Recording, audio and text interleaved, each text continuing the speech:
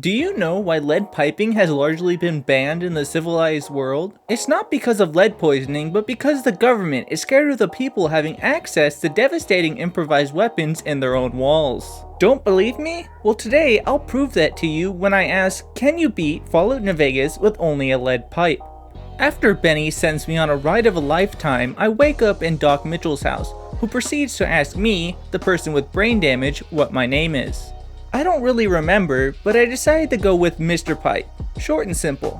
When Doc Mitchell showed me my face, I don't really remember what I looked like before Benny dosed me, but I'm pretty sure I've only gotten more attractive. After getting up, I dumped all the DLC items into this box, and I think I did a better job this time. For my special stats, I went with 9 strength, 3 perception, 9 endurance, 1 charisma, 6 intelligence, 3 agility, and 9 luck. Sitting on Doc Mitchell's casting couch, I picked medicine, melee weapons, and speech as my tag skills, and good-natured and skilled as my traits. After that, I gave Doc Mitchell a kiss and then left to loot the town of Goodsprings before selling off everything I stole to Chet.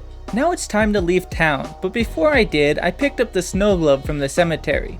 Now south we go, towards Primm, but on the way I found this first aid stash, which is actually really good and is found just south of the Yangtze Memorial, so I'll be coming here any other time I play New Vegas. Well, back to the journey south. I eventually reached Primm, where I snuck over to the houses, and this one has a lead pipe just sitting on the ground, free for the taking.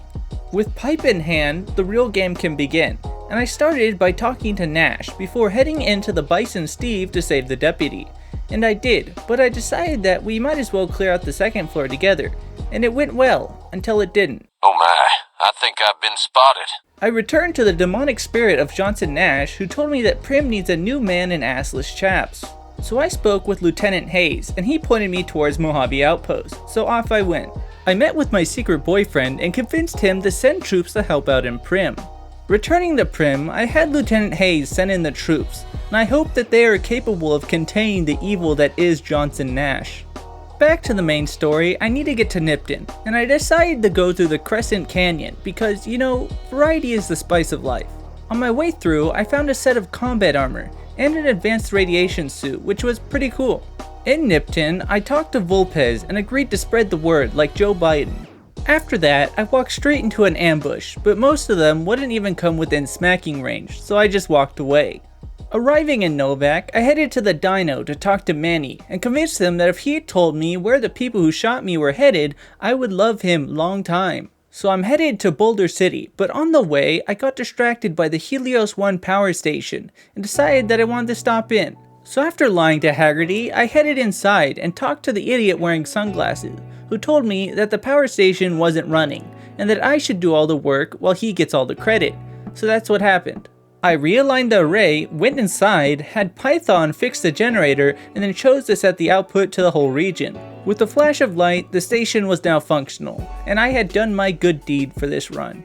Continuing on to the boulder, I found this feller sitting by the campfire, and I turned him in the pace because I thought his hat would look better on my head. Once in Boulder City, there was a situation, but luckily for everyone involved, a skilled negotiator is on the scene.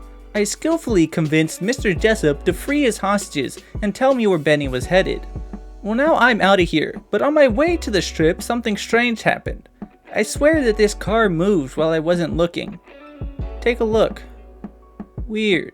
Moving forward, while I was heading towards the strip, I saw Victor, and I tried to talk to him, but when I tried to follow him, my game crashed. Strange. Well, I eventually got close to the strip, but I got distracted again. But this time, the people needed a pipe guru, and that's me. Starting the quest Hard Luck Blues, I followed the pipes to the East Pumping Station, where the computer tells me that there's a high amount of radiation in the water supply. The source of that radiation is Vault 34, where I headed next, donning my advanced radiation suit before diving into the belly of the beast. Eventually, I was able to reach the reactor core, where I sealed the external vents and completed the quest. And then I beat down the Overseer, but unfortunately I wasn't able to loot the armory because the radiation was starting to make my nose grow even wider. So I cleared my rads before heading back into Vault 34 one last time, looting the armory and picking up all the vault suits I could find. Then I sold the loot to anybody who was willing to take it before finally entering Freeside, picking up the snow globe from the Mort Fort and passing the credit check to get onto the strip. Once on the strip, it was time to meet with Mr. Home, and he made me an offer that I wouldn't refuse. So I headed to confront Benny, but I fucked up. I wasn't able to fit the lead pipe in my ass, so when I got to the room alone with Benny, all I could do was shake him down and watch him leave. Then the furry from Nipton made a surprise appearance and told me that Caesar had already caught Benny's balls in a mousetrap, and that I should go talk to him. Before I headed to Cottonwood Cove, I stopped by Vault 21 to peddle my wares to Sarah, and I said something funny about toasters. Now, here's the thing. Mr. Pipe wants to lay some pipe, if you know what I mean. So, I went on to collect some more vault suits from Vault 22 and 19, and then I took Sarah to Pound Town before pickpocketing her room key. Don't ask which pocket it was in. And stole her snow globe. Back to the main story. I got to Cottonwood Cove and showed this guy my mark of Cheese Man, and this guy obviously must have left his in his other pants.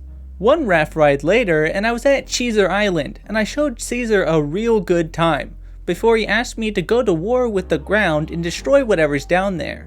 And what was down there? Well, Mr. House, obviously, and he wanted me to use the platinum chip to upgrade his Securitrons. So that's what I did, because I lacked the brain power to think for myself.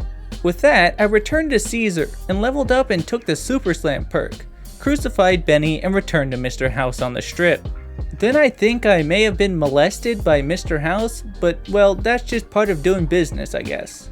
Now Mr. House wants me to make contact with his people, the Boomers, so off I went once again. And while on my way there, I tried to jump to this window, and I ended up very stuck. Things can't end here. I have important things to do, like getting 2 of my limbs blown off. So I paid Todd to let me out. So limping to the front gates of Nellis, I asked to speak with their manager, and I was sent to speak with Pearl.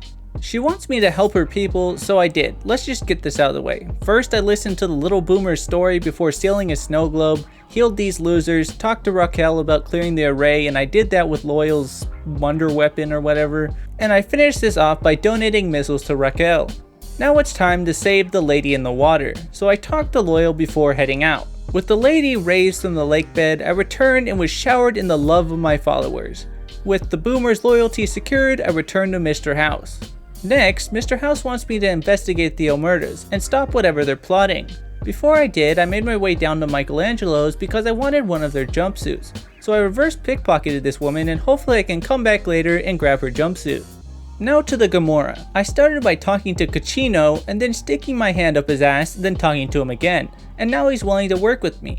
He tells me to investigate both Clayton and Troik, so I started with Clayton, and there's something strange about him. I don't know if it was the sweater vest or the dead hooker, but something isn't right about him. My feelings were affirmed when I found the Devil's Spank Bank in his safe. When I asked him about it, he came after me, but fortunately I made friends with the floor guards and they clipped his sorry ass on my behalf. Next is Troik, and he's smuggling guns into the strip, and after threatening him, he gives me the key to the storage room and some thermite to destroy the weapons. Now to meet the bosses with Caccino, and I use my silver tongue to trick them all into killing each other before bailing. Before returning to Mr. House, I headed to Michelangelo's where I found that my plan had worked and I was able to get a jumpsuit, and I mean damn I look good. Reporting back to Mr. House, he now wants me to exterminate the Brotherhood of Steel. And before I go after them, I went to pick up my secret weapon because we're going to need a bit more firepower for this one. I started at Camp McCarran, and then I headed into the sewers, where I found Blind Luke's body and then entered the sealed sewer. In the sealed sewer, I played bowling with the ghouls, and here it is. It's very shiny, T-shaped, and bent, like my penis. It's the Humble Cudgel, a unique version of the lead pipe, and it will carry us through the Brotherhood of Steel's bunker. Now at Hidden Valley, I decided that we're going ultra-violence, but once I got inside, I got splattered a couple times and decided to go sneaky mode with a stealth boy, and honestly, I was surprised at how effective it was. Once on the second floor, I killed the big three before activating the self-destruct sequence. And with the Brotherhood destroyed, I returned to Mr. House, and he's concerned that the Kimball man is gonna get whacked, and he tells me that I need to save him. But as I was leaving, this happened. I don't know what's going on here, but I like it.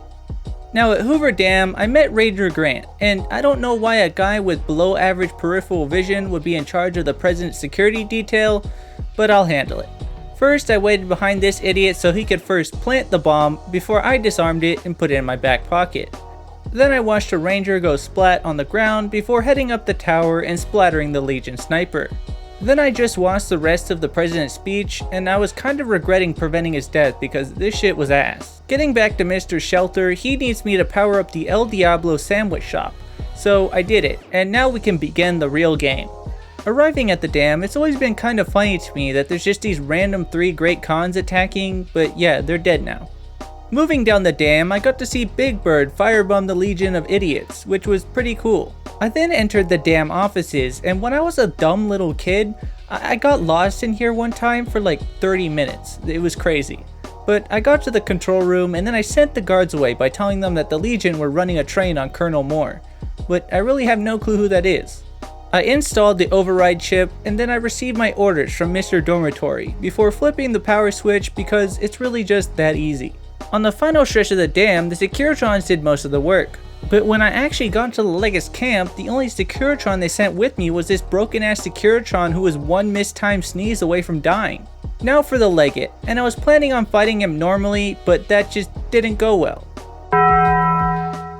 And because of time constraints, I broke the emergency glass and demanded an honorable 1v1 duel. And that's what I did. But for most of the fight, the Legate was face down in the dirt and falling off of cliffs. And I even leveled up mid-fight, and he was kind enough to let me do that before receiving the rest of his beating. After he was dead, I turned his body into paste, cause you can never be too sure. After that, I put on his helmet, which my nose was actually so big that it pokes through, which was kind of funny. With that, I can give General Oliver his pink slip before Mr. House informs me that the Olive has a 36.5% chance of taking a ride on the sewer slide, and that I have successfully beaten Fallout New Vegas with only a lead pipe. This video wasn't supposed to be the one coming out, but the other one needed a bit more time in the oven. I hope that you boys liked this one at least, and there may be one more before I'm sent back to the confines of college, which will slow down my uploads. I'll still try and get out more, but yeah, that's enough about me. I want to thank you for watching, and I hope you have a great rest of your day. Peace.